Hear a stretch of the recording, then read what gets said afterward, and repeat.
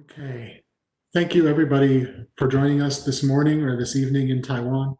My name is Abe Denmark. I direct the Asia program at the Woodrow Wilson International Center for Scholars. We're very pleased to have a wonderful panel today to talk about Taiwan and Taiwan's future security issues. We just saw President Tsai Ing-wen be inaugurated for her second term as president of Taiwan. And there's an arms sale that was recently announced from the United States to Taiwan. We recently had a meeting of the WHA, the World Health Assembly, which Taiwan was not allowed to participate, but it was certainly on the minds of a lot of people watching the event. So this event is extremely well timed.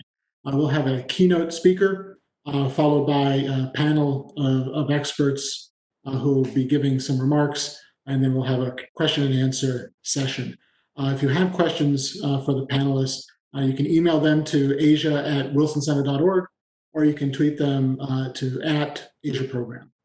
So we'll get started with our keynote speaker, Dr. Lin-Chin Wei, who is CEO of the Institute of National Defense and Security Research in Taipei. He has a long career as a scholar and a diplomat. He's served as a core member of Taiwan's representative office in Japan and as a senior advisor in Taiwan's National Security Council. So with that, Dr. Lin, I'll turn things over to you. Thank you, Director Denmark. And good morning, everyone. It's good to be here and good to see everyone healthy. It is so timely that you have put together this session today and to allow me to bend your ears on the prospects for Taiwan's democracy and its security. Yesterday was inauguration day for Taiwan's first woman president in her second term. It was meaningful in many ways. It was the result of only the 7th direct presidential election in less than 30 years for Taiwan. Because of the coronavirus, the audience at the historic Taipei guest house were seated 1.5 meters apart. Many were more watching televised and broadcast online. And it was a typical rainy day for the monsoon season in Taiwan. But it didn't rain, in fact, when President Tsai Ing-wen gave her inaugural speech. For those of us who have worked with President Tsai, we know that she has this magical power of making the rain stop whenever she appears on stage to deliver important speeches. Yesterday, again, she did that and delivered a forceful speech that spelled out clearly her commitment to implement reforms that will solidify Taiwan as a vibrant and resilient democracy. Therefore, it is my great pleasure to be invited to speak with you today after such an important event. First of all, the Wilson Center is one of the top 10 think tanks in the world, based on the latest rankings from University of Pennsylvania. Our institute is an upstart in the think tank world. We are 2 years old and just debuted in the University of Pennsylvania's Think Tank Index for the first time. I'm proud to say that we are among the 2019 best new think tanks in the latest rankings report. Before I launch into heavier topics, let me say hello to Randy. We're lucky to see him in February in Taipei before travel restrictions grounded all of us. Abe, Laura, Evan, it is good to see you virtually online. Vincent, as usual, you look great with a few pounds more. This is the deep bench of panelists that the Wilson Center has lined up. I look forward to hearing your insights. One of the questions I have often been asked in one form or another is whether Taiwan is ready to defend itself against the adversary, ready to share the burden with like-minded partners. Let me first answer this question with two stories. First is the COVID-19.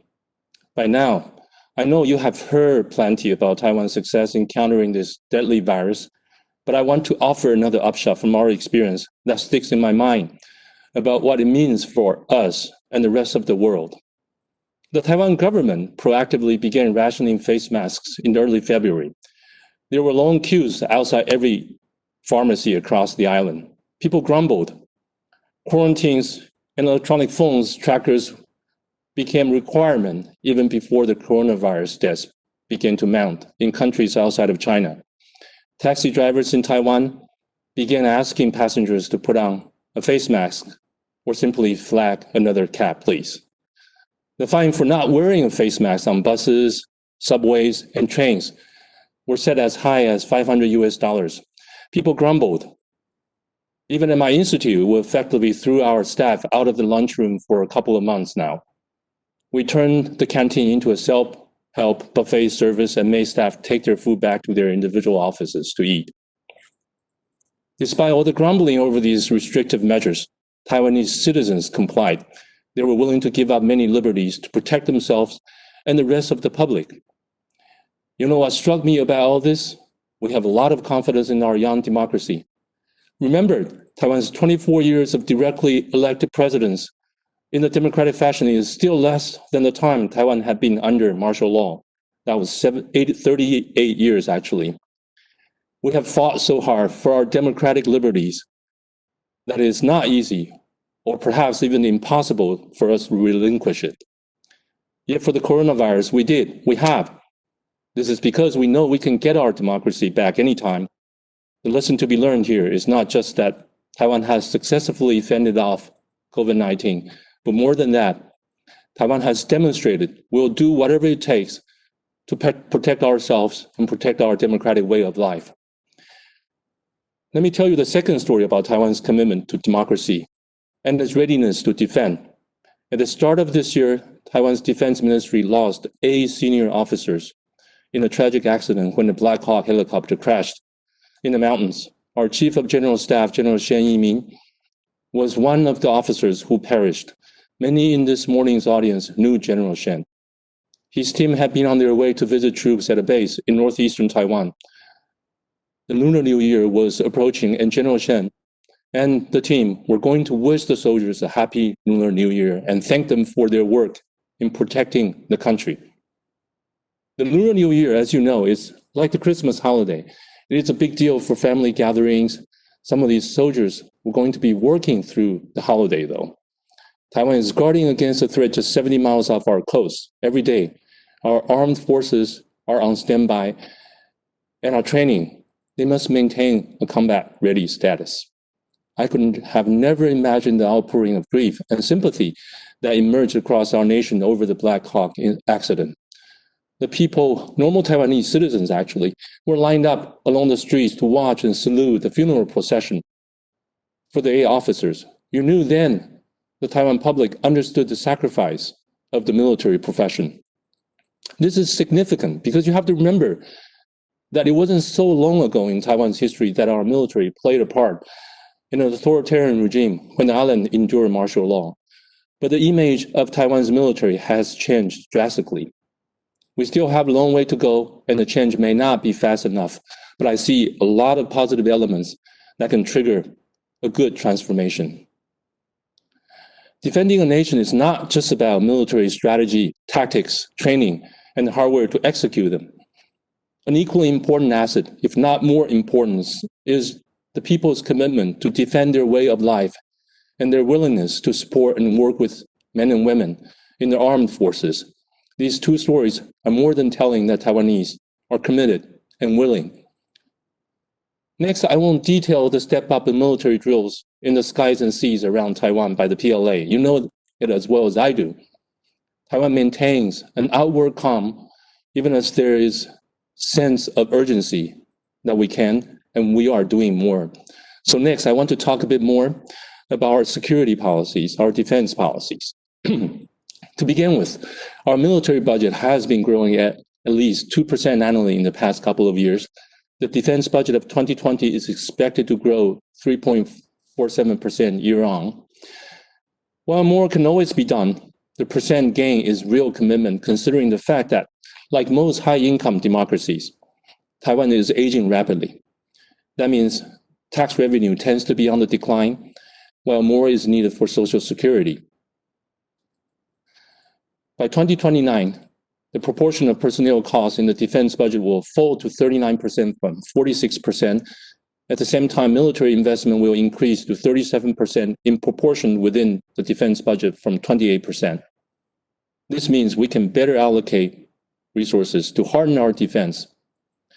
Strengthening Taiwan's defense is more than dollars and cents, obviously. Like counterparts around the world, we have needed to become leaner, yet be more effective with limited resources. Hence, we should expect more to be done on developing asymmetric capabilities to effectively execute the overall defense concept in the second term of the current administration. This means we prioritize increasing precision ammunition capabilities. We focus development on the mobile land-based anti-ship system, mobile air defense system, and light rocket launchers to maximize the limited resources we have. We also hope to see more assessment and, if possible, planning to acquire and strengthen mine warfare capabilities by prioritizing naval mines and landmine dispensing systems. Having said all that, we aren't just talking about combat equipment either. Our defense ministry and our armed forces have come a long way in implementing extremely difficult changes, such as the all-volunteer force program. In the first term of the current administration, the all-volunteer force program took effect. One can only imagine the tremendous challenge our armed forces had to undertake after more than 6 decades of draft system and an increasingly aging population. But by 2020, this year, our recruitment system will be able to meet 90% of its target. Some may argue that draft system is needed because Taiwan faces serious imminent security challenges. But we also know that warfare in the 21st century is highly professionalized. For someone to be truly combat effective, it takes more than 2 or 3 years of training and exercise. If well trained and given the right resources, AVF can better meet our defense needs. That is why training is an area we also need to see more reforms. With combat-oriented formations of our services, we need to place more emphasis on decentralized command and sustaining independent operations. We have also had to adjust our defense thinking in the face of non-traditional and gray zone threats.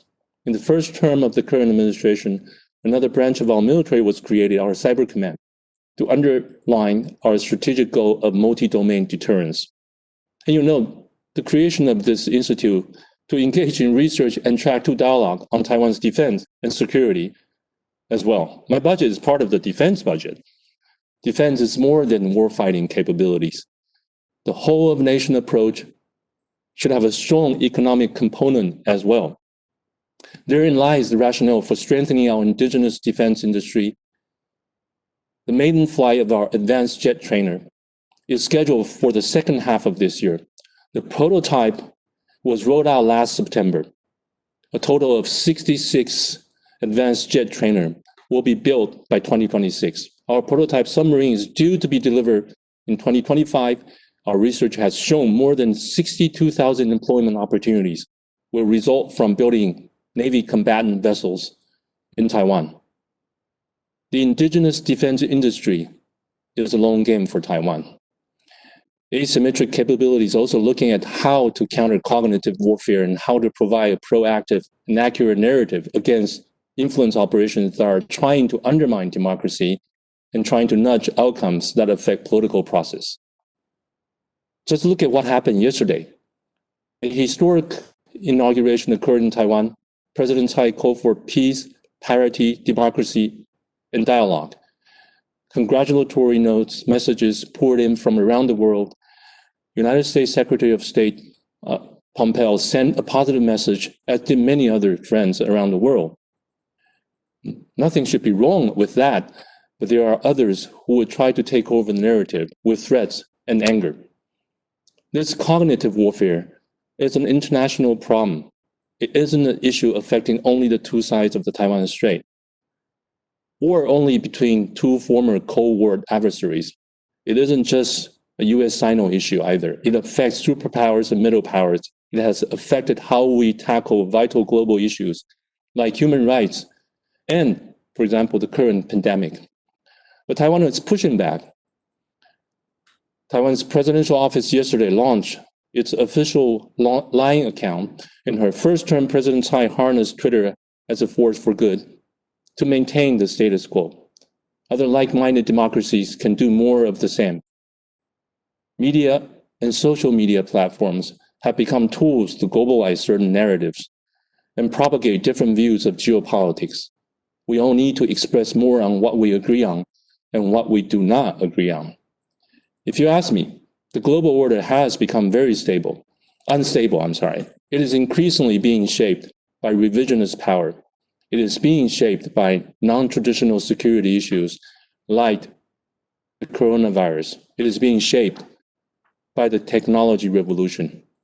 Taiwan is a subject matter expert on all of these with a unique perspective others don't have. We were more vulnerable because of our international isolation, but our democracy is resilient because of its experiences in dealing with all of these challenges. With the support of friends like the United States, we're less vulnerable. But above all, we need to and will strengthen our abilities to counter all threats. We'll be doing more, and I'm more than confident Taiwan will uphold its democracy, not just for the defense and security of Taiwan, but also for the defense and security of like-minded friends in the Asia-Pacific and around the world. Finally, I'd like to thank you, MOFA Taiwan, for making this conference happen. And thank you very much. That'll be all. Thank you so much, Dr. Lin. Very interesting, very insightful, very much appreciated. Thank you for joining us so late in the evening for you. Welcome. Really appreciate it. And this is, I think, in terms of virtual engagements, the background with the flags is definitely the most professional and official that we've had so far at the Asia Center, the Asia program at the Wilson Center. So thank you so much. Thank you as well. Thank you. So we'll transition now to the panel. Again, if you have questions for the panel, please submit them to, you can tweet them to either at Asia Program, or you can email them to asia@wilsoncenter.org. First up is Dr. Evan Medeiros. He's the Penner Family Chair in Asian Studies at the Walsh School of Foreign Service at Georgetown University. He previously served as Special Assistant to President Obama and Senior Director for Asia at the National Security Council staff. So Evan, I'll turn things over to you. Thank you so much, Abe. Thanks for inviting me, and I want to begin by congratulating Taiwan on a wonderful inauguration yesterday. I worked with President Tsai Ing-wen in multiple different capacities when I was at the NSC, and it's a pleasure to see a successful exercise of Taiwan's very robust democracy. And I also want to congratulate Dr. Lin on a wonderful presentation that I think very nicely captures the mood, the moment that we're in. It also captures many of the challenges that Taiwan faces and the challenges facing both the United States and Taiwan. Abe, you've asked me today to talk about the U.S.-China relationship and how Taiwan fits into that. And so what I'd like to do is talk about three things. First, give a snapshot of where I think we are, sort of what the next 6 months looks like. Number two, talk a little bit about the long-term trends, the structural shifts going on in the relationship. And then number three, give the viewers a few watch points, touch points for thinking about what they need to keep their eyes on in the future to determine what trajectory the relationship is going to go. So first, in terms of a snapshot, 6 different factors that I point to. Number one, and perhaps most importantly, is the fact that U.S.-China antipathy and animosity is escalating. I think we're entering into a very, very difficult and dangerous period in the U.S.-China relationship, and this is a function of both changes in rhetoric and changes in policy. And I think Beijing is due a lot of, a lot of this is due to changes in Beijing, but Washington has played a role as well. And the question that animates this issue of antipathy and animosity is whether or not the U.S.-China relationship will face a crisis and spiral into confrontation, given this combination of very negative rhetoric and diverging policy questions. So that's the first point, escalating antipathy and animosity. Number two is the policy challenges, right? So separating the rhetoric from the policy challenges are very significant. And in particular, what I'm concerned about is the fact that there is this perception in both Washington and Beijing that the other is using the moment of COVID, so global health crisis or global macro crisis and a global financial crisis, as opportunistic. And I've heard both arguments made in Beijing and Washington. So in other words, both sides are sort of on high alert that the other is going to take advantage of the current moment. And that's reflected in debates about a variety of different issues. So Taiwan, Hong Kong, South China Sea, East China Sea, and Xinjiang, I think, are the most prominent examples of that fear of opportunism, that one side or the other would take advantage of it. But there are other big policy challenges. Take the Phase 1 trade deal. It's very clear that the president is struggling. He said that publicly. He's divided about what he wants to do with the Phase 1 trade deal. And basically, my assessment is it's because the domestic politics of the Phase 1 trade deal are changing. And the fact that he's decided to demonize China, blame China, to try and divert attention away from his poor handling of the pandemic at home by blaming China means that he may, he may have to abandon the Phase 1 trade deal at some point. There are also big policy decisions the administration is making to advance their agenda with China. Decoupling is the most obvious one. So just a few days ago, the Commerce Department adopted this very significant new decision called the Foreign Direct Product Rule. Pretty wonky. But nonetheless, what it does is it's going to prevent any company that manufactures semiconductors not to sell to Huawei, as long as their semiconductor manufacturing equipment has some U.S. origin parts. Pretty significant, has huge implications for Taiwan because one of the biggest suppliers to Huawei is TSMC, and so they have to manage risk on both the China side and the U.S. side. But nonetheless, there are very, very serious policy challenges. And then there's this overarching issue of whether or not the Trump administration has decided to take a regime change type of approach toward the mainland. There's some people in the mainland that have that perception. But the fact that you had the Deputy National Security Advisor just last week in the middle of a global pandemic decide to talk about the May 4th movement and highlight the origins of democracy in China, the fact that the Secretary of State talks constantly about separating the Communist Party from the Chinese people, that has created a perception, rightly or wrongly, that the administration is interested in regime change, if not just regime delegitimization. And my point here is not to evaluate those, but simply to say the policy agenda in the U.S.-China relationship is very robust, it's very diverse, and if it's not handled well, it could lead to systemic instability. Point number 3, I think Trump's China policy increasingly is becoming disconnected from the mainstream U.S. policy community. So you talk to mainstream Republicans and mainstream Democrats, and they're very concerned about the trajectory of the relationship. They're concerned about this regime change approach. They're very concerned about the decoupling agenda. They're very concerned about the demonization of China, sort of blaming China for COVID. But I hear I see the disconnect not just in the policy community, because of course there's a diversity of views in the United States, as there should be, but more and more from the business community. And the business community, as frustrated as they are with China, their strategies toward China are very much focused on what I call risk mitigation or de-risking. They're not really interested in decoupling, and whereas the administration clearly is. And what they want is sort of guardrails around the relationship. They don't want confrontation. And while there may be some diversification from concentration of manufacturing in China, there are very few companies that want to leave China completely. So I think Trump's China policy runs the risk of being disconnected. Point number 4, Chinese are deeply concerned. It's an obvious point, but it's worth highlighting, because I think they see the next 6 months as a dispositive for what the future of the relationship is going to look like. In other words, they know it's going to get bad. They're well acquainted with the negative statements about China during election cycles, but they're very focused on this convergence of negative rhetoric combined with a variety of policy actions and policy decisions.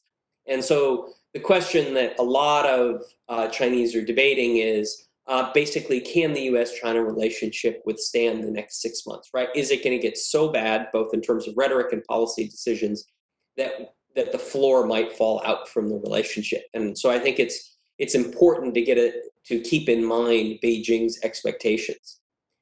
Fifth point is communication channels have atrophied. There's really very little, if any, effective mechanism for communication and signaling aside from the very, very top levels.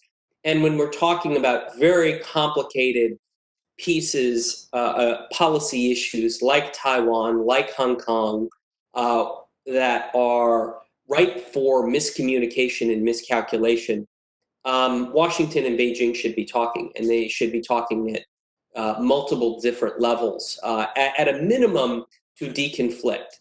And I don't see that, and I think that's very, very worrisome. The last point I'll make is sort of, how should we think about fall 2020 in the US election?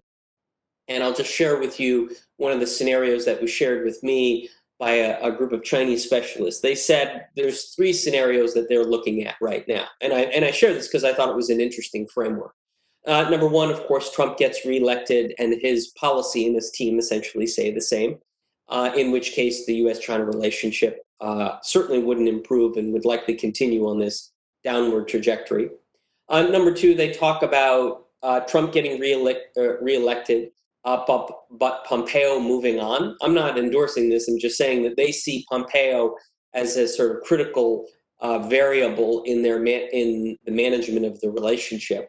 I personally find it deeply disturbing that they would seek to demonize a U.S. Secretary of State. They did this with Secretary Clinton a little bit. They're clearly doing it with Pompeo. It's beginning to bleed over into what feels like a disinformation campaign. But nonetheless, this is a second scenario. And the third scenario, of course, is Biden becoming president, which I've tried to sensitize them. They sort of see it as this great opportunity with an expectation that things will change substantially. And I think there are a variety of American experts across the political spectrum that are trying to impress upon the Chinese the continuity in American concerns about Chinese behavior. So that's sort of a snapshot of today, and I think it's pretty worrisome. In terms of the long-term U.S.-China relationship, I'm going to talk about 4 factors. First, I think there's a new framework. So when we think about the U.S.-China relationship beyond 6 months, what 2 years, a 5-year trajectory would look like, I think we have to understand we're in a very different world. We're not in a world where people are interested in balancing cooperation and competition. The debate is much more about how much competition, in what areas, how manageable is it, and enmity. And so competition is clearly the core dynamic of the relationship. The question is this systemic competition? Can it be managed? Or is this trajectory from competition to enmity going to be inevitable? So there's a new framework for thinking about the U.S.-China relationship. There's new politics in the U.S.-China relationship that I think will endure past the November 2020 election. On the U.S. side, the propensity to bash and blame China, obviously Trump is leaning into that because it serves his political purposes. But more broadly, what I see is both elite and popular alienation. And all you have to do is look at a series of public opinion polls. The Pew polls are the best ones. There's a new one out this morning about American views of China in the COVID environment. The fact that concern about China is largely bipartisan in the United States.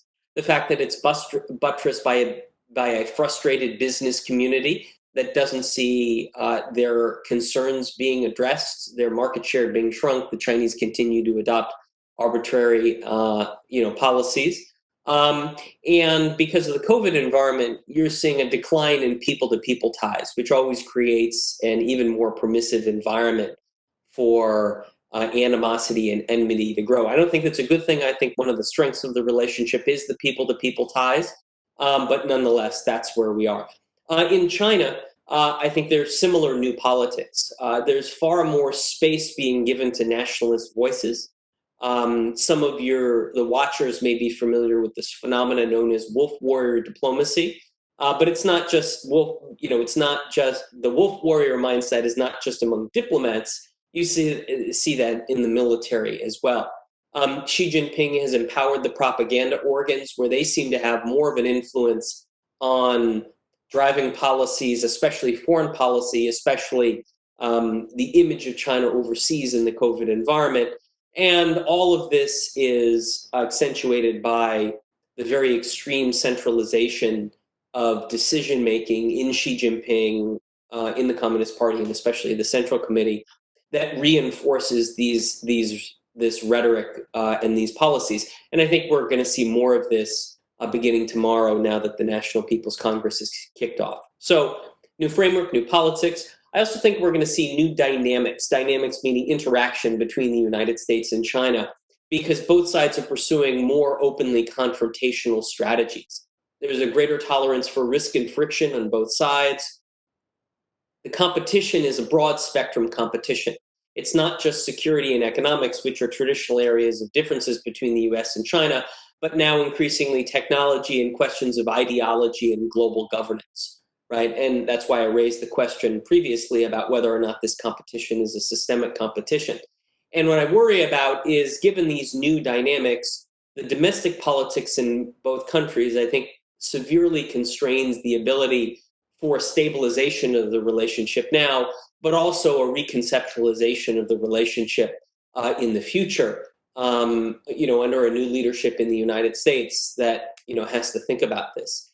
So we're in a place where the risks are not only a trade war, we had one, but are we going to have a technology war? Are we going to have an information war? Are we going to have a financial war? I mean, the US Congress is very actively pursuing legislation that's looking to delist Chinese companies. So, I mean, there's very broad spectrum competition. It could manifest in a variety of different ways. And these are new and different dynamics. Last point I'll make about long-term trends is what I call new global impacts or new global implications. The tensions in the US-China relationship, the rhetoric and the policies, the cyclical and the structural, are going to manifest in a variety of geographies, domains, and institutions, right? I mean, in other words, the ripple effects are going to be deep and they're going to be broad. China's more confident, it's more ambitious, it's also frustrated by the limited gains, it's much more willing to push back. The United States is struggling with what I see a diminished global role under the Trump administration. The fact that we have traditional allies in East Asia, traditional allies in Europe that have fundamental questions about American reliability, just creates an even more permissible environment for China, right? I mean, the WHO meeting yesterday was a perfect opportunity. America withdraw, China steps forward, offers to increase funding. It makes this sort of vague commitment to an independent inquiry. I mean, an America First foreign policy is creating opportunities for China, when the United States, a good China policy should be constraining or delimiting opportunities for China to use its capabilities. And then, of course, COVID affects all of this, because what we don't know coming out of COVID is whether or not we're going to begin to see a sort of, a redistribution of capabilities globally, economic capabilities, military capabilities. I've written with my colleague Mike Green that I think it's premature to judge the current moment as a Suez moment where China surges forward. But that doesn't mean there couldn't be a redistribution among the current power centers that build a multilateral global order, a sort of, call it a concert of great powers, but with some powers more powerful than we would like to see and have greater influence in a very dynamic multilateral environment. Last point I'll make is about key indicators to watch, and it'll be no surprise to the other panelists or to your watchers today what I'm following. So, of course, Taiwan and the trajectory of Taiwan and how Beijing reacts immediately to President Tsai's insightful, motivating inauguration speech. But more broadly, do they continue this highly coercive path going forward? Hong Kong, at the NPC, does the National People's Congress begin to legislate or take actions on Article 23? What happens to the Phase 1 trade deal? Does it go away as an indicator of how bad the politics in the US are getting? South China Sea and East China Sea, to the extent that Beijing continues to take actions in those arenas, and the US and its allies have to push back. And then domestic politics in America and China. right? How bad does it get? And what does that imply for the ability to manage policy going forward? The final point I'd like to make is just about Taiwan. And I think that since the normalization of relations and the passage of the Taiwan Relations Act, numerous administrations have understood that there's a critical balance at the heart of U.S. policy toward Taiwan. On the one hand, strong support for Taiwan's democracy and self-determination, its security, its freedom from coercion, and the other hand, in seeking to build a constructive relationship with China. And finding that balance, striking that balance, is becoming increasingly difficult.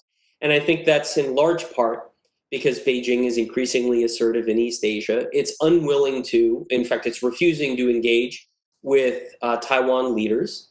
And it's amping up coercion on Taiwan in a variety of different dimensions: economic, military, and international space.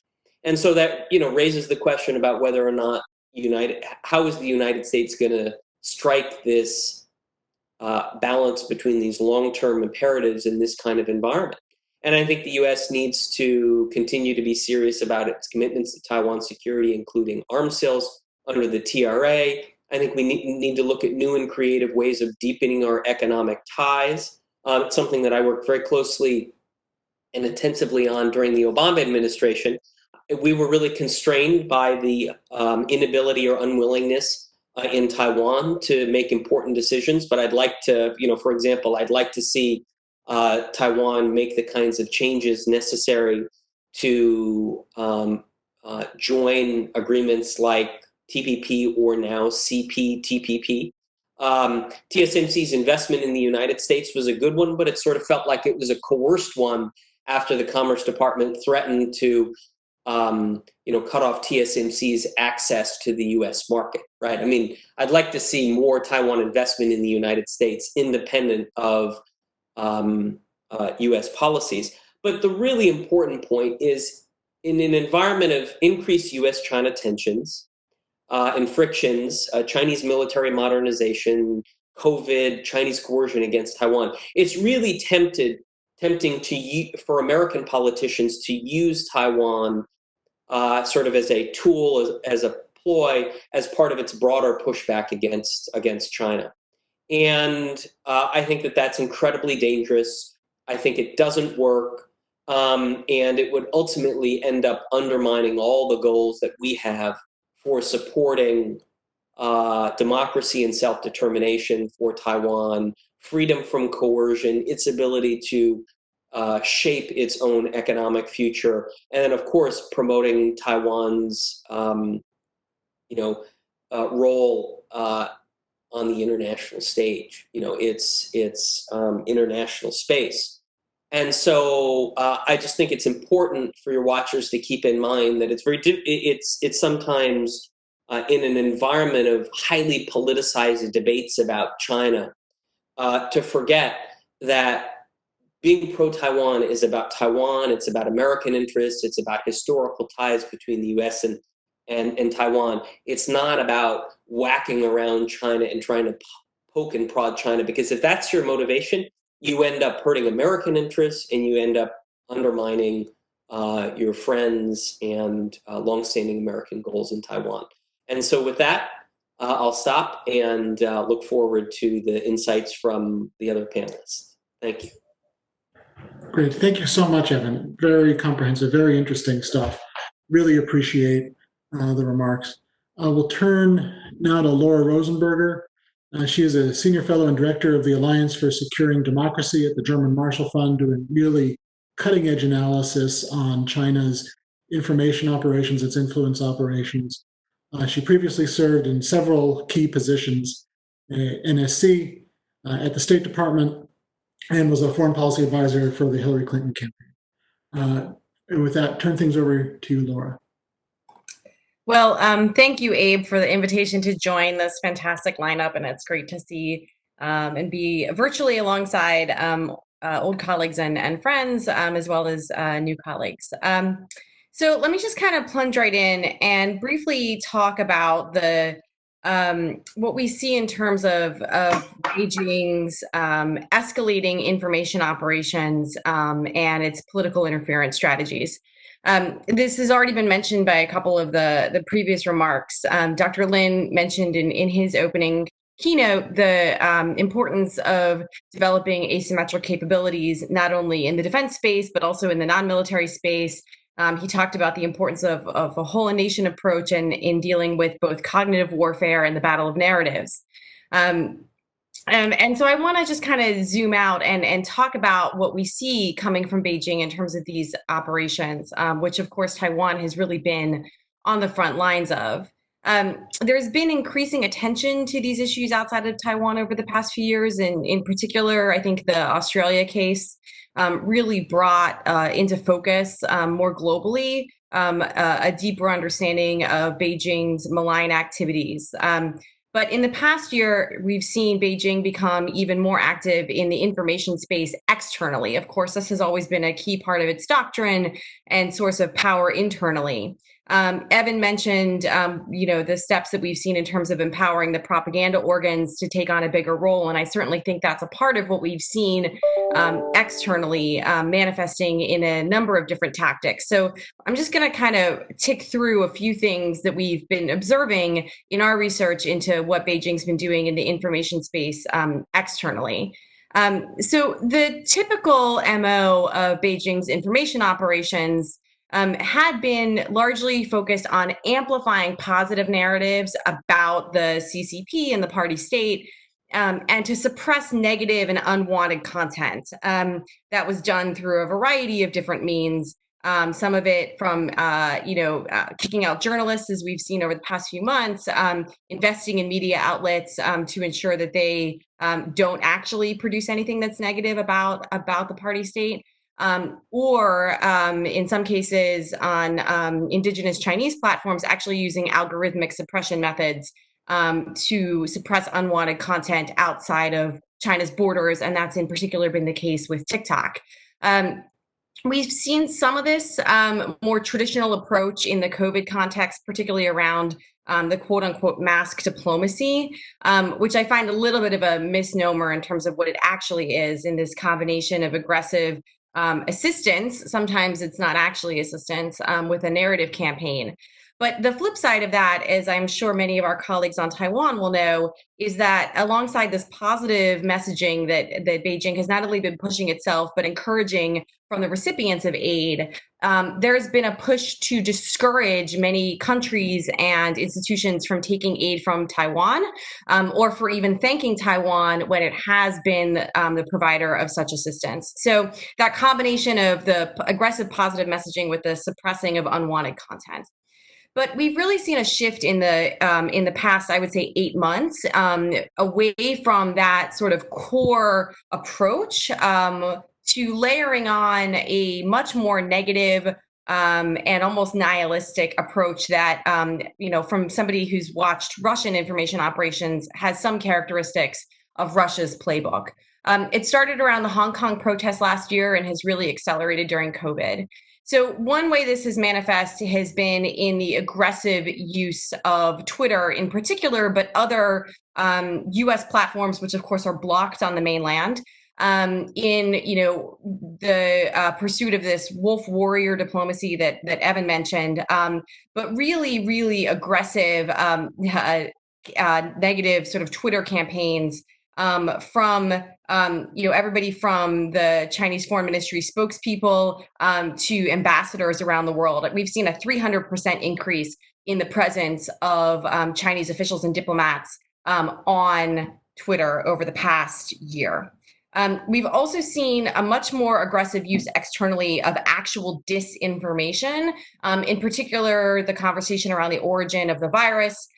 We've seen the deployment of multiple conflicting disinformation narratives, which is a very Russian tactic, promoted in a coordinated way by Chinese officials and party state media.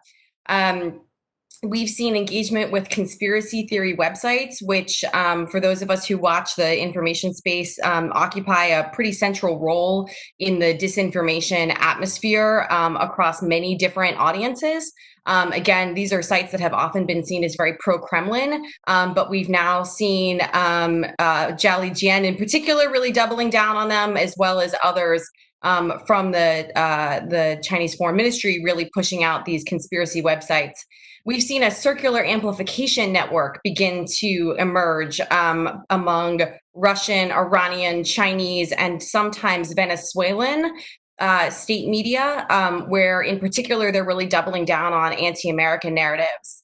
And then we've seen reports of activity in the covert information operations space. And so there's been a number of different accounts by researchers of automated activity, so-called bot accounts or botnets that have been engaging in often amplifying the kind of positive messaging that Beijing is trying to push out.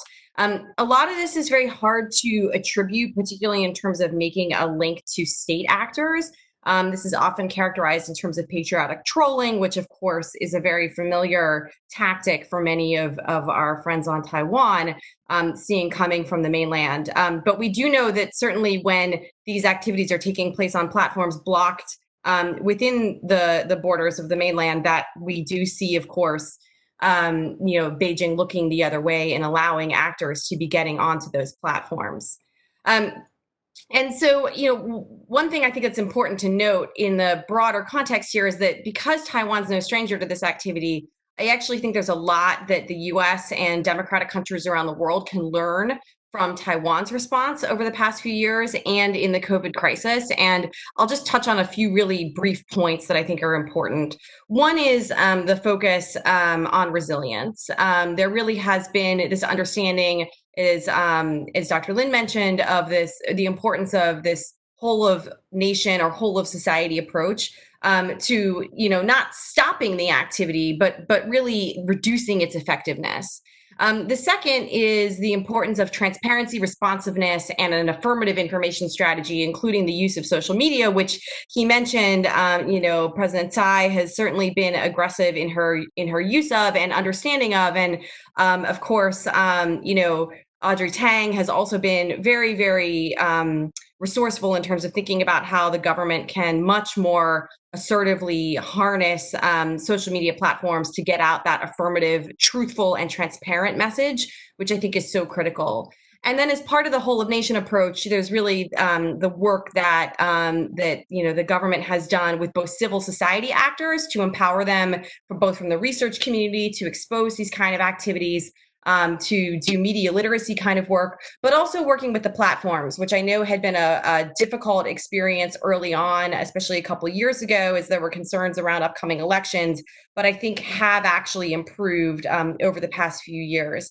And so I think those are all really examples that we can look to. And I think this is frankly an area where the US and Taiwan could be doing a lot more together, in particular to bring some of these lessons to our other democratic allies who are really facing similar challenges from Beijing's malign influence activities. So I will stop there. Thanks so much. Thank you very much, Laura. It was really interesting and just so many interesting things coming out of that. I'll move to Randy Shriver, who's currently the chairman of Project 2049 Institute, previously served as Assistant Secretary of Defense for Indo-Pacific Security Affairs under President Trump, and a recent new member of the bearded former DoD official club. And I'm very happy that he can join us today. I'll turn things over to you, Randy. Great. Abe, thanks for putting this together. Thanks for the invitation, and good to be with you all, at least virtually, Evan and Laura and Vincent. And I don't know if Chunwei is still on. It's getting late in Taipei, but good to see you as well. And thanks for your very thoughtful remarks. Abe, you asked me to give about 5 minutes on U.S. Taiwan defense relations. And I guess I'd start with President Tsai's excellent inaugural address, where she devoted some of that important speech to defense issues.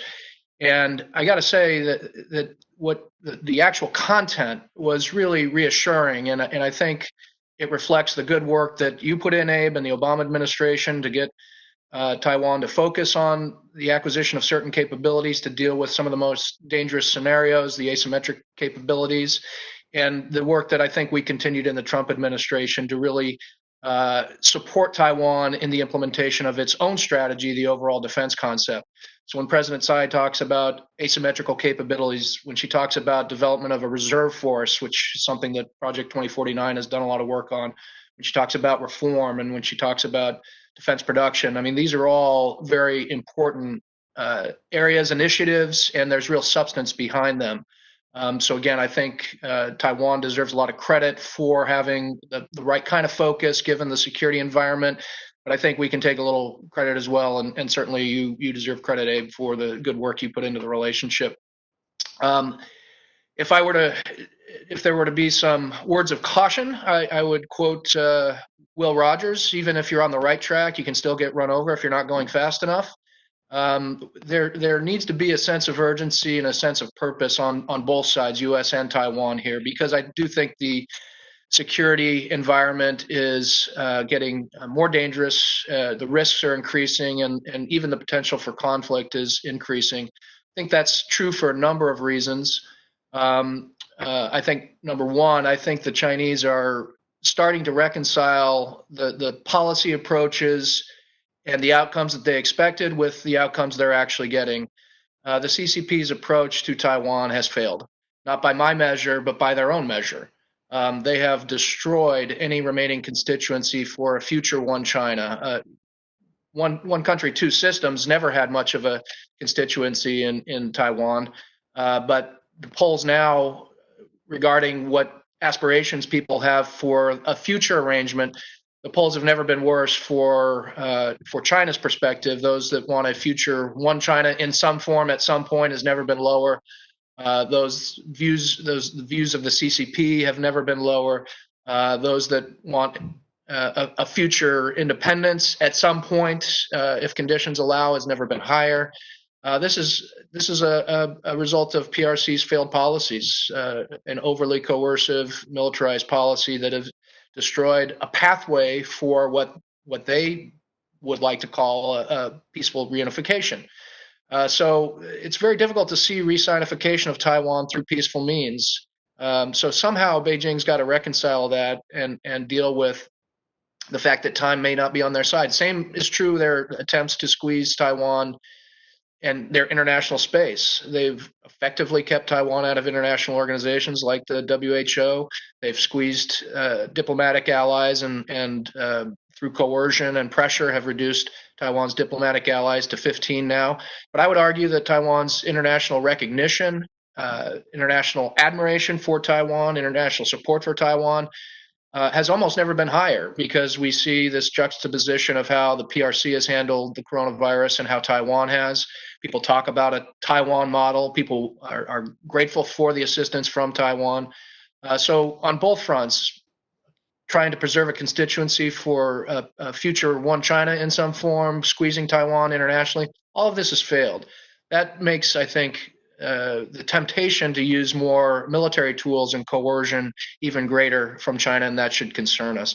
I think we also need to think about the potential of the PLA being overconfident. They've certainly poured a lot of resources into their military modernization. That investment is paying off in real capabilities, and they're starting to exercise those capabilities in ways that are very provocative. Chun-Wei mentioned I was in Taiwan in mid-February.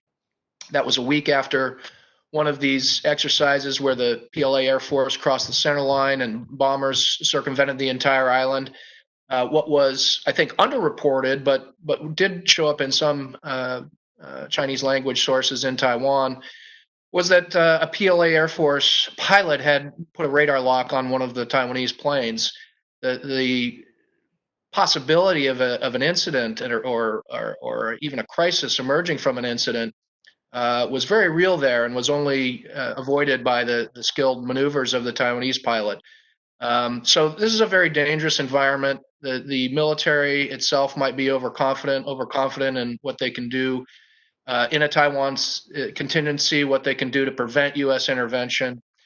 So that's of concern. I think also the Chinese might be underappreciating the growing importance of Taiwan in the thinking of U.S. strategists and in the U.S. defense enterprise right now.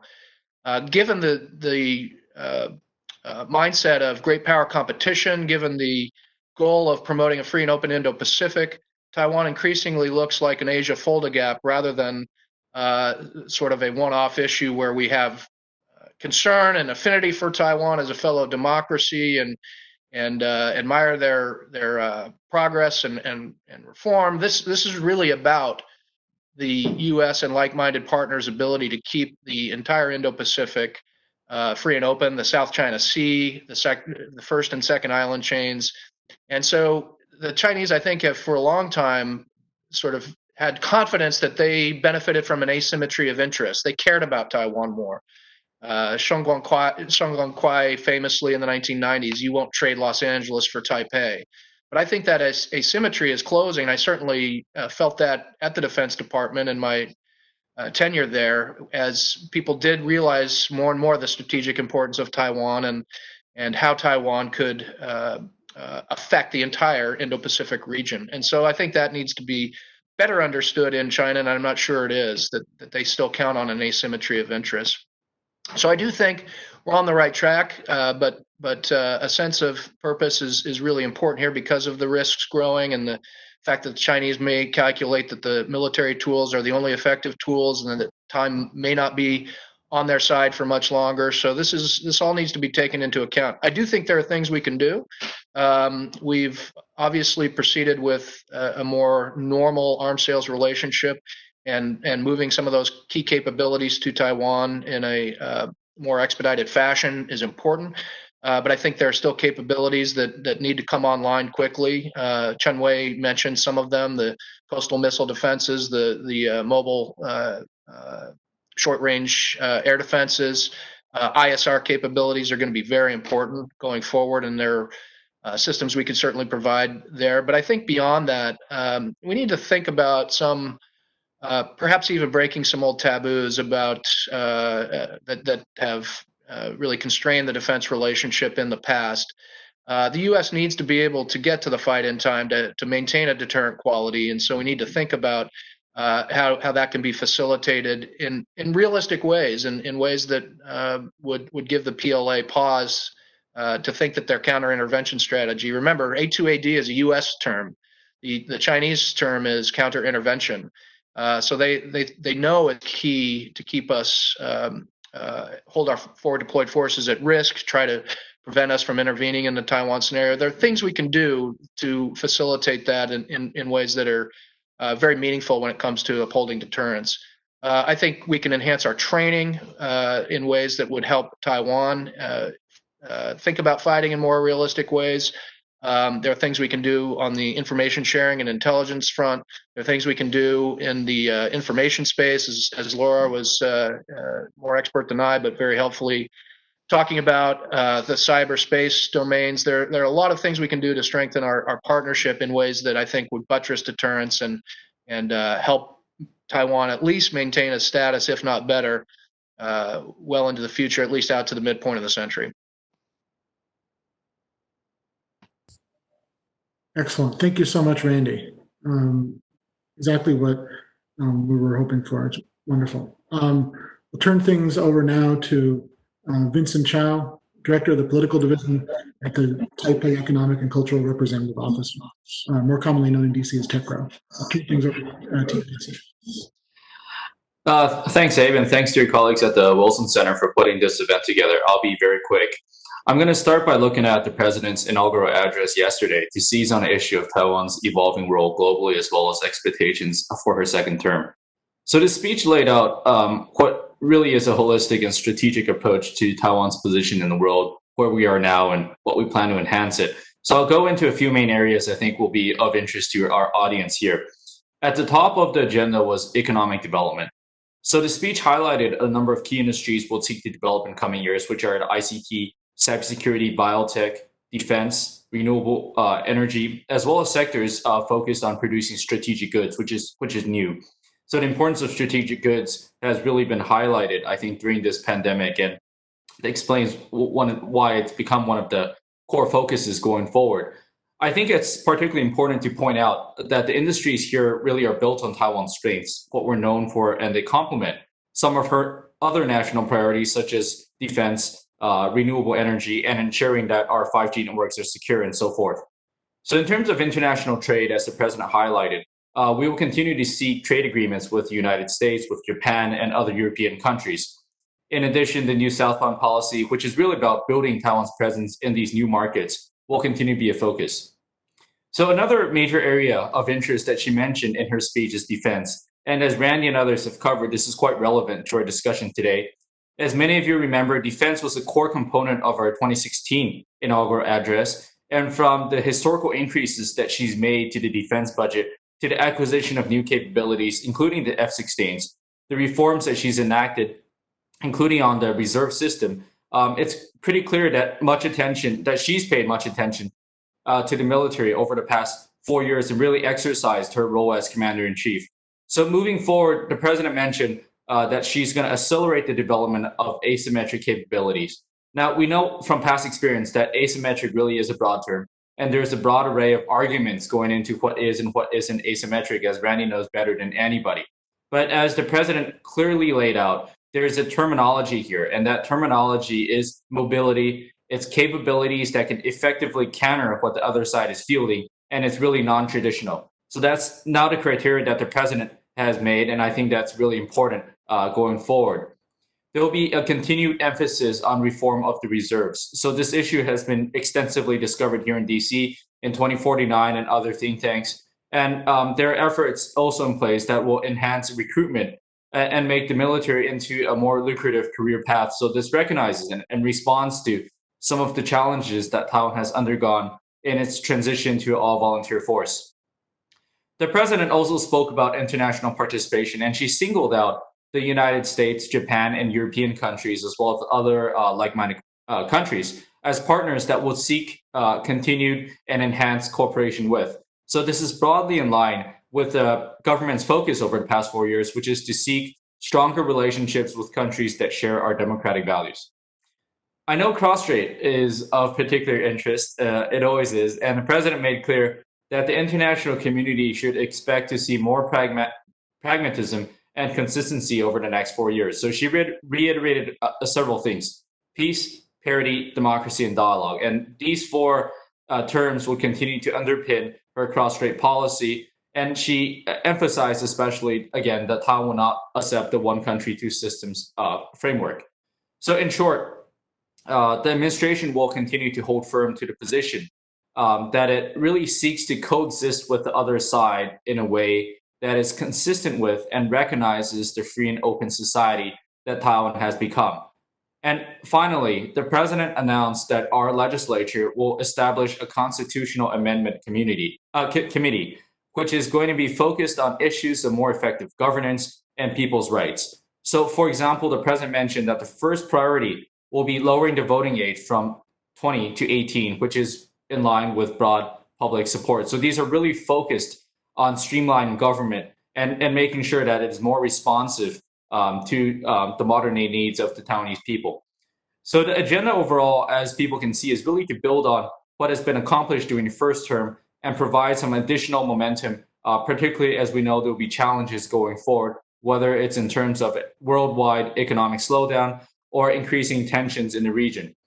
In terms of Taiwan-US relations, I would say I hope most people watching, and our panelists, of course, had an opportunity to watch the ceremony yesterday, where a number of senior US officials expressed their well wishes, as well as members of Congress, which were bipartisan in support of Taiwan, and the warm Twitter exchange she had with Vice President Biden, where both VP Biden and the president emphasized that the Taiwan-US partnership really transcends politics. And I think this showcases the amount of trust and goodwill that both sides have towards each other, independent of what's happening between the US and China right now. And we saw another arms sale of advanced torpedoes was announced yesterday, and showing just how regular and non-politicized this defense process has become, which is a big credit to Randy and his team when he was at DoD. So the agenda that the president laid out, I think it's important to emphasize that this will help further build on the U.S.-Taiwan relationship, whether it's in terms of trade, refining supply chains, particularly ones that impact national security, the development of 5G networks, defense, as well as our continued focus on maintaining cross-strait and regional security and stability. So this will help broaden the relationship, focusing on issues that not only matter to Taiwan, but to the United States equally as well. So I'd like to stop there. Thank you. Excellent. Thank you very much, Vincent. Great comments. We'll transition now to the Q&A portion for the rest of the event for the next 25 minutes. We have a lot of questions that have come in, but if you're watching and you'd like to submit a question, you can email them to asia@wilsoncenter.org or tweet them at Asia Program.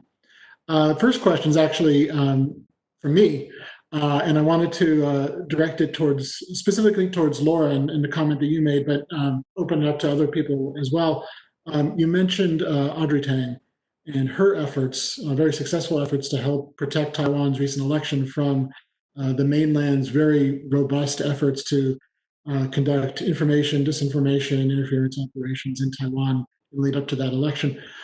We had her at the Wilson Center give a private briefing about the activities that she put forward, that Taiwan did to help push it back. And one of the pieces that struck me was how difficult it would be for the U.S. to emulate what they did from a bureaucratic, from a legal, from an authorities standpoint, just very, very different from how we're structured to set things up. So I was wondering, Laura, and then for the rest of the group, if you're interested, if you have thoughts about how the U.S. could apply any lessons learned from Taiwan's experience in the information area. Clearly, to me, the Trump administration is trying to be more active in the information space. Matt Pottinger's speech in Mandarin about the May 4th movement being an example. But I'm curious, Laura and everybody else, what you think we can learn from them and how you think we can cooperate with them, given the very different structures that we have in place in the information space. Thanks, Abe. It's a great question. And I think you're right to point to the fact that there are definitely areas that we can't sort of emulate one for one, particularly when it comes to some of the structural aspects as well as the authorities issues. What I would point to, though, are a few different things. One is, coming from the technology background that she has, she's really been able to kind of supercharge how the government thinks about how it uses technology itself and uses social media platforms and other information platforms in a really smart way. I think one of the things that's tempting when we look at information operations is to look purely at sort of the narrative and content of this. But what we've really seen in a rather sophisticated way from Beijing over the past year is an investment in an understanding of the infrastructure of information transmission that is actually really critical to getting out its narrative and its messaging. And I think that's one of the things that is often not really understood in the idea as we try to think about countering these operations, is we think about countering it with a message, but we certainly in the US and certainly from the US government perspective have not been very good at harnessing the information tools and infrastructure itself that's really important for transmitting that information. So I think that's one thing that we can really learn and look to. Now, I do think there is a question in the U.S. context, which of course is the case in any democracy, of where the government role begins and ends. And I think it may be different in the U.S. than it is in Taiwan. But we have seen, the government in Taiwan do a lot of work sort of partnering with and empowering civil society organizations, as I mentioned. And I think that's also an area that we could be investing in much more to really position groups that are independent, that are skilled researchers to do deep work understanding what's happening in the information space and exposing it. And frankly, my own view is I actually think it's more credible when that kind of analysis comes not from a government voice. There's the question of the message and then the messenger, and the messenger really matters. And so I do think that that's also really important, is to think about how, frankly, sometimes the government saying that this is happening is often not really going to be the most credible way of getting that kind of exposure out. The last piece that I would point to, which I think is really important, is we cannot beat Beijing or any authoritarian actor that is using these tactics by adopting them ourselves. And so trying to fight fire with fire, trying to outdo the kind of aggressive strategies that we're seeing, using disinformation or weaponizing information ourselves, is frankly one of the most destructive things that we can do, both for the integrity of the information space, for democracy itself. We're never going to outdo authoritarian actors that don't have respect for the integrity of information. And so we shouldn't try. And we need to instead focus on harnessing truth, transparency, and really an affirmative message there, because I think that's what's really critical. And again, that's the kind of thing we've seen both from the efforts that Audrey Tang has led, but also from President Tsai and others, is leaning into that truthful piece. And candidly, I worry that the fact that we do see a number of officials in the Trump administration, including the president himself, weaponizing information and regularly engaging in disinformation, making us far more vulnerable. And so I think that that's exactly the kind of thing we should not be doing, and instead leaning into truth, transparency, and affirmatively filling the information space with quality information. That's great. I don't know if anybody else wanted to comment on that issue. Okay. We got several questions from Rita Chung at RFI, from my old friend Price Floyd, about a recent announcement coming out of the Chinese People's Political Consultative Conference, which is hosting their annual meeting today and tomorrow, the head of which announced plans to amend, or to at least discuss amending Hong Kong's basic law, to enable the mainland, to enable it to take more direct control of Hong Kong. And this was the status of Hong Kong and the mainland's treatment of Hong Kong was a major issue during the last presidential campaign in Taiwan. So I'm curious to ask the group how you see this potential action as a message to Taiwan, or at least how it will be interpreted in Taiwan, and if you think it would affect broader the U.S.-China relationship, U.S. business community interests, and what you think the United States could or should do about this issue, including potentially removing Hong Kong's special status. I don't know if Evan or Randy or Vincent or Laura, if anyone has some immediate thoughts on reacting to this issue, but there's a lot of interest in our audience about it.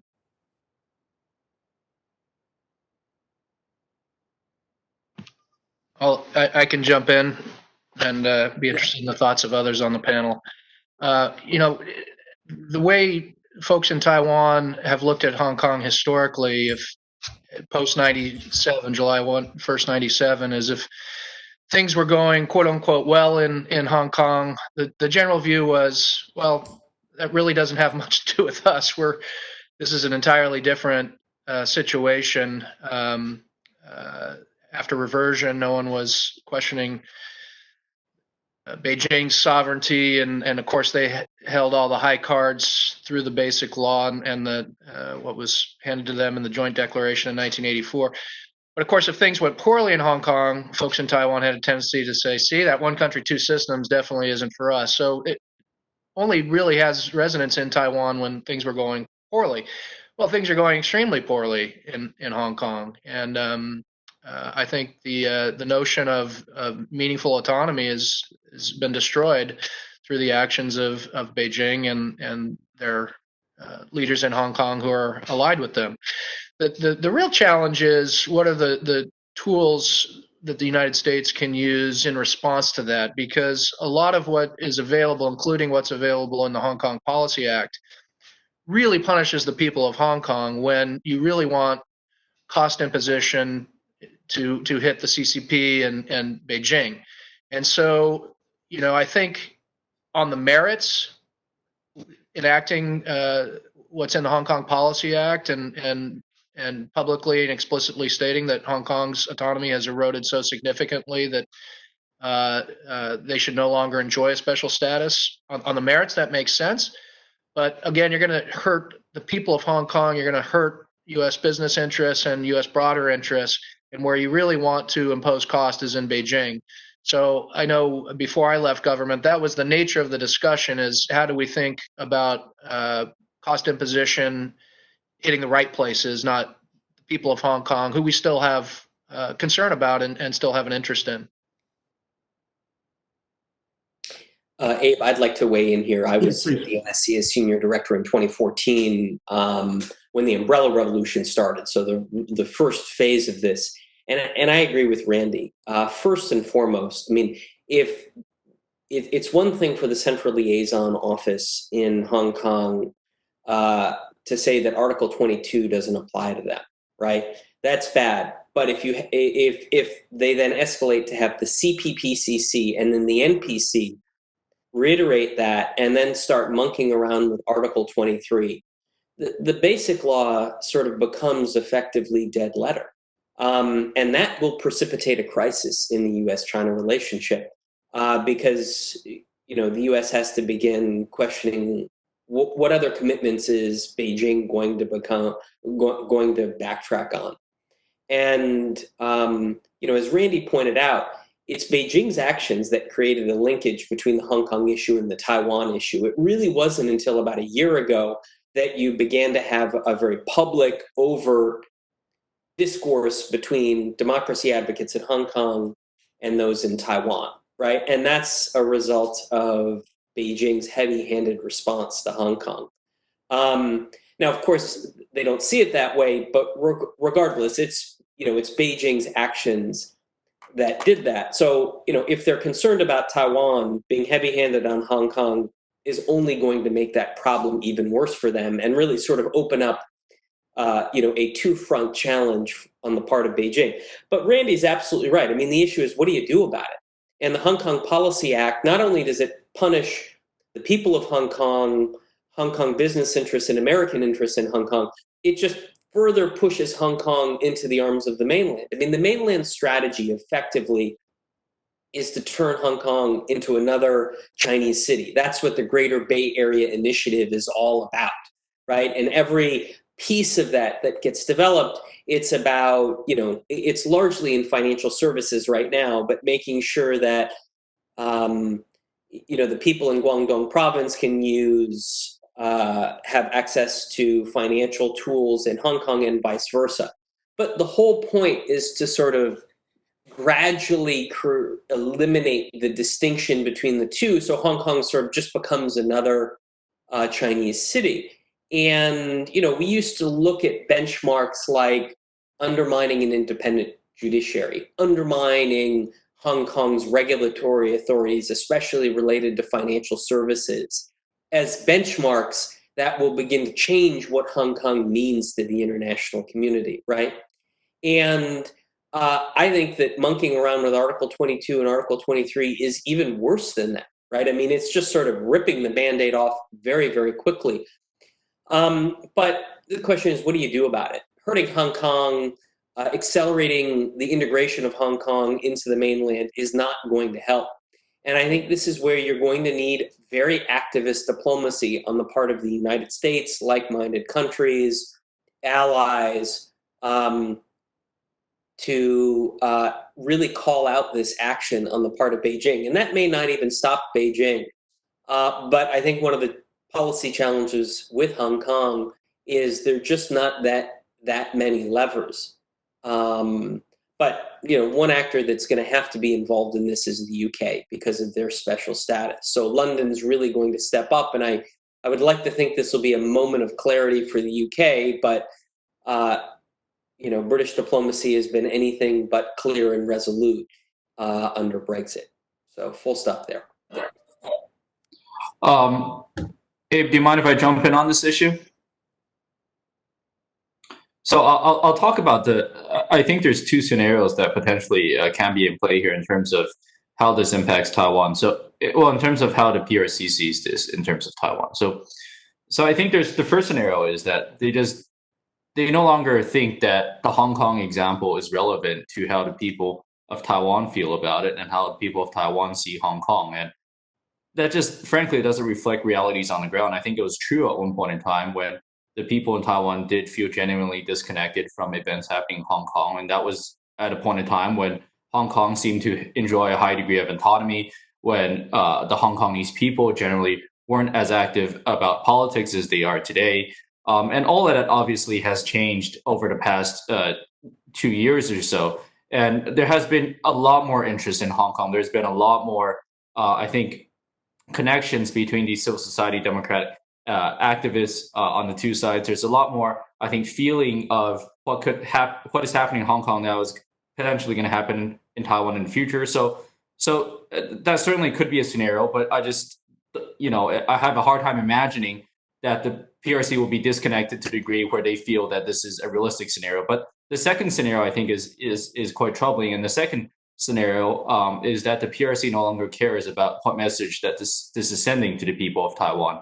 And obviously, this has very troubling implications. It signals that things are moving towards a worse outcome. So I don't have an answer to which scenario the PRC obviously feels is more relevant in this context, but I think it is consistent with China always trying to test the waters, always trying to push the boundaries a bit, and to see how the international community responds before moving forward.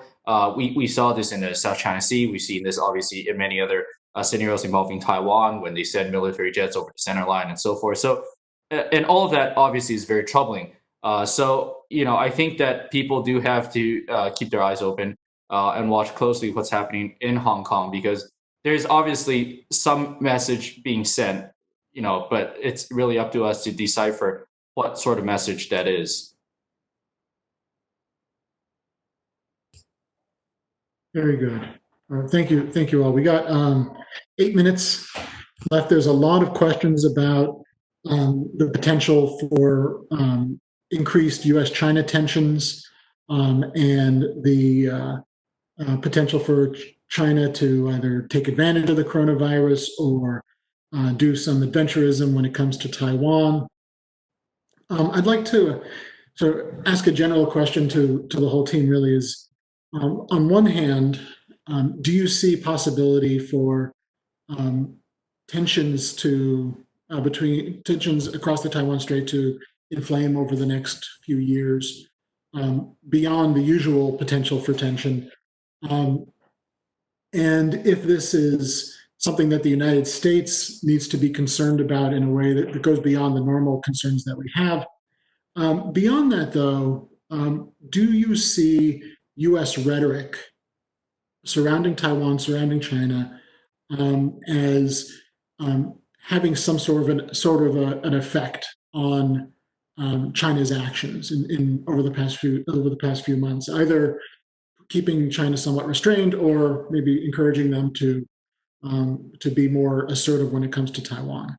I've been getting a lot of questions about that recently, about the effects of U.S. rhetoric around WHA, around arms sales, having an arms sale at the same day as an inauguration, and just curious about how you all see that dynamic, especially in the coming months and years, if the U.S. is going to play an inflaming role or more of a deterrent role, assuming this rhetoric continues to be fairly assertive. I'm not sure if anybody wants to jump in on that first. I'll just very briefly. I do see the risks as increasing for the reasons I laid out in my opening remarks, and I think that does call for certain proactive measures on the part of the United States to strengthen our relationship with Taiwan and our defense relationship in particular. I'm not sure.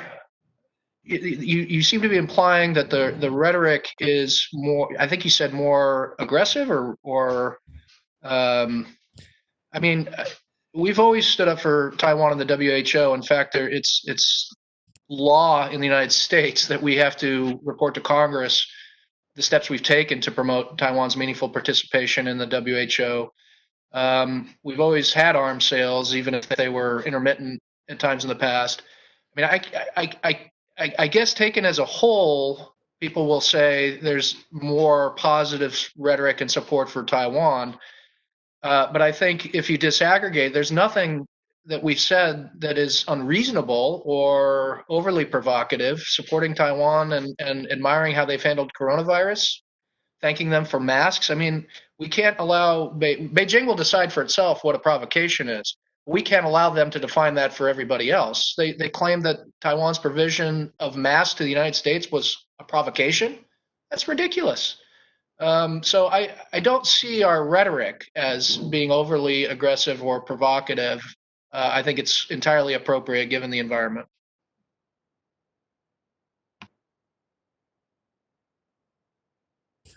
Other comments? Okay.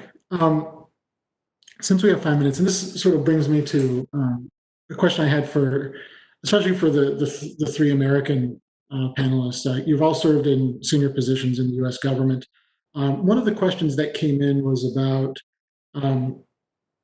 pulling our conceptions of Taiwan outside of the U.S.-China relationship, in that the question just specifically said that we shouldn't be thinking about our relationship with Taiwan as a subset of the U.S.-China relationship. And clearly there's always a tension there, in that we want to be able to engage Taiwan on its own merits, yet at the same time we have to recognize that there are implications of our relationship with Taiwan for our relationship with China. So I'd be curious to ask each three of the American panelists especially, and then Vincent, how it looks from your perspective about how you think about U.S. engagement with Taiwan, both on its own merits, but also as a subset of the relationship with China. How you try to I don't know if balance is the right word, but at least how you consider those dynamics in decision making and in the advice in the writing that you do now outside of government. So Abe, I'll start. Yeah. So, as an American, especially somebody that has worked in government before, I mean, you have to begin with a very clear conception of American national interests, right? And how the unofficial relationship with Taiwan, as robust and diverse as it is, advances U.S. national interests.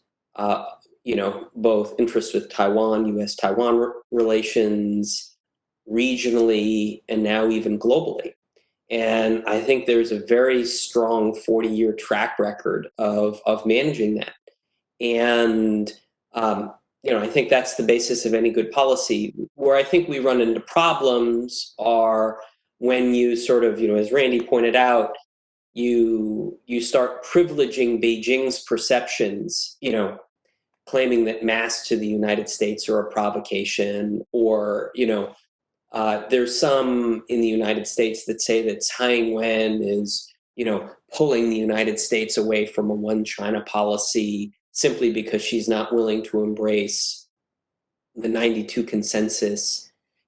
I think you need to be careful of, privileging those views, because it can start to lead you, away from, I think, historical traditional approaches to managing, Taiwan. And as I said in my opening, basis of U.S. policy has been support for democracy and self-determination within a one China framework. And that's worked for the United States, and the United States has been able to sort of adapt and adjust. And I think a lot of the actions we took in the Obama administration to sort of advance the U.S.-Taiwan relationship, even in the face of coercion and pressure from the mainland, is evidence that you can work within that framework. So not sort of privileging a lot of the messaging and the onslaught, on the part of Beijing is going to be important, because your decisions have to be driven by American national interests,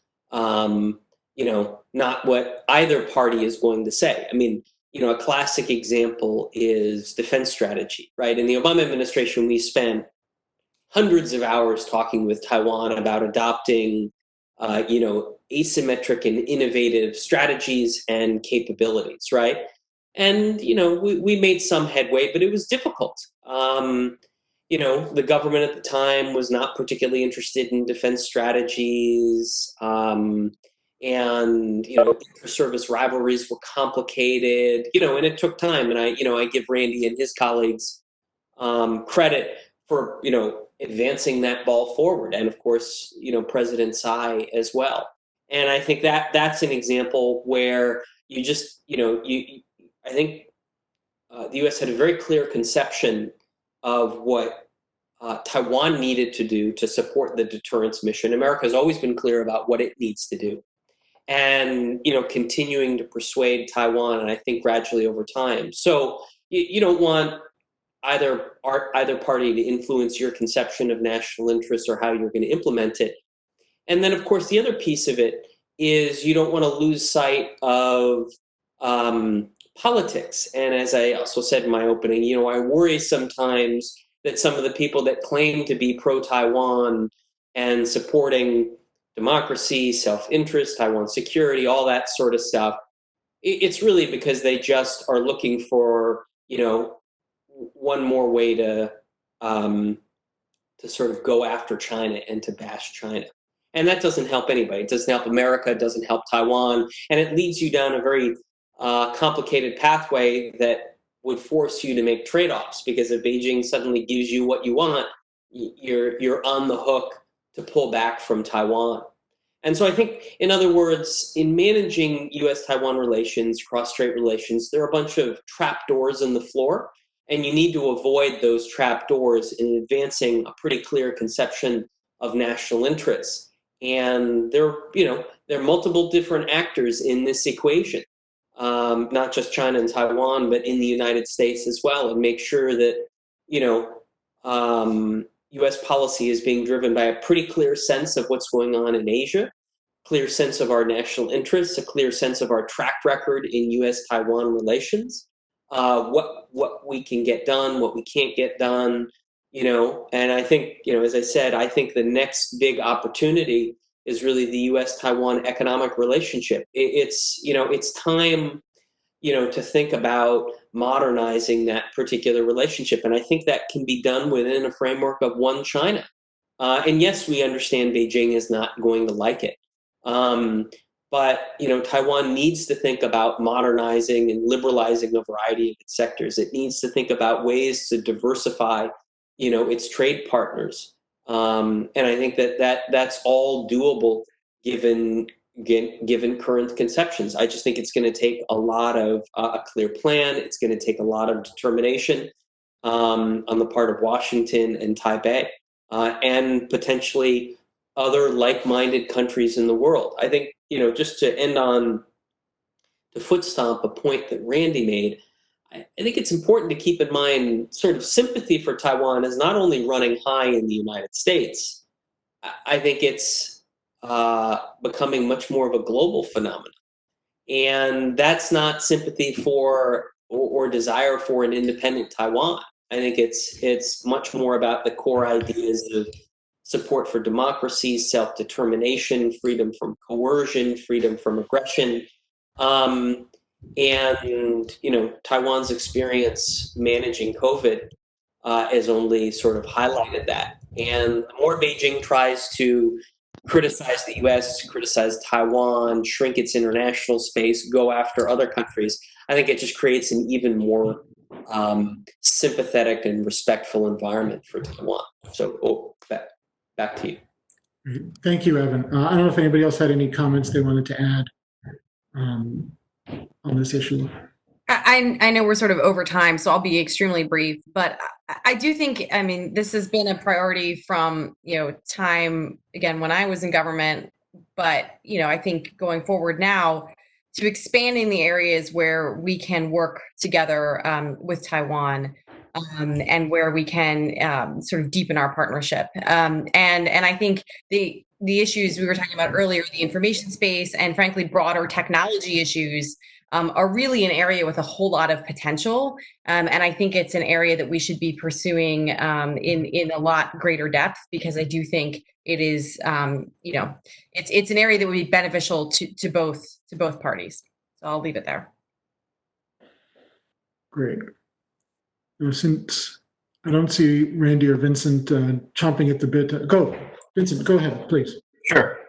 Abe, you asked about I guess our government's perspective on this relationship, and I think it's this. So the U.S. has its own relationship with China. It's a relationship that has historically been very important. We recognize that, obviously, and China has historically made Taiwan a part of that relationship, which has been their choice, and they've made that choice. So it's unfortunate, but it's also true that because of China, Taiwan will always be part of the U.S. China matrix.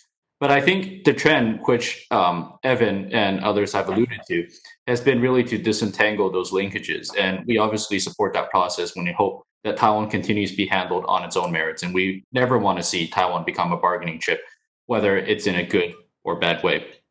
Taiwan also has its own relationship with China that we have to manage. And even if those exchanges are being hampered right now, I think the president has made clear that she's always conscious of that. And you can see that this is where the president really has been cautious and pragmatic about managing that relationship with China, the careful balance of that relationship with China. But at the core of it, in terms of how that impacts U.S. Taiwan relations, is a point I think she's also alluded to in the past, which is that any engagement with China has to be principled. And there has to be principles associated with that, and it can't be at the expense, and it shouldn't be at the expense of building up relations with the United States and other like-minded democracies.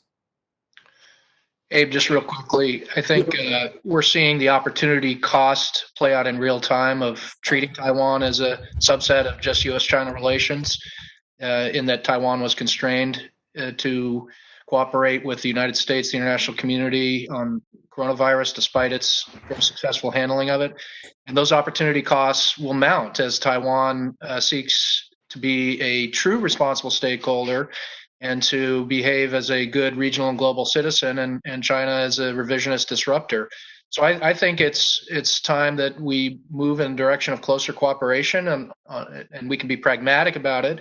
But I think over time we should have interactions with Taiwan that look more normal, which is not to comment on the status of the diplomatic relationship, but those opportunity costs are going to grow, and we need Taiwan's active participation in handling regional and global challenges. It's a great note to end on, Randy. We're going to close out here. I'm getting notes from my colleagues at the Wilson Center that there's another event that needs the bandwidth. So I'd like to thank all the participants, Dr. Lin, Evan, Randy, Laura, Vincent. Thank you all very much for participating. Those of you watching at home, thank you very much for watching. I apologize for not getting to every question. There's a lot of interest in this issue, and we'll continue to be covering these issues and others across all of Asia through this program and around the world through the Wilson Center. Thank you all very much.